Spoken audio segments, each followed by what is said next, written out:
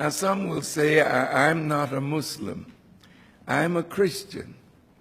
Yes, but it is written in the Quran that every human being is by nature a Muslim except the rebellious devil. So when we accept Islam, we're not converting to another religion. We are accepting what belongs to us, what is our nature, and then the next step is to be yourself.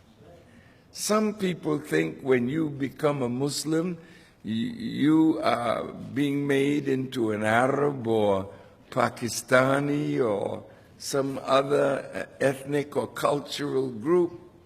But Islam belongs to every human being.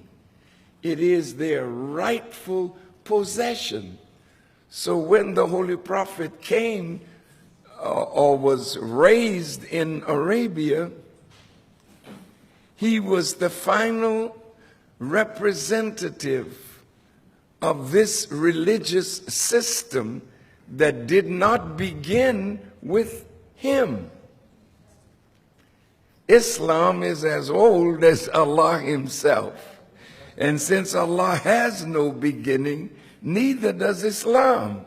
So all the prophets that came before Prophet Muhammad were Muslims.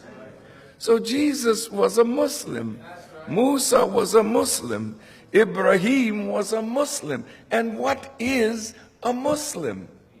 This nature of God. The Quran says, set your face for religion, being upright, the nature made by Allah in which he has created man. So when we are Muslims, we are accepting our nature, which is uprightness.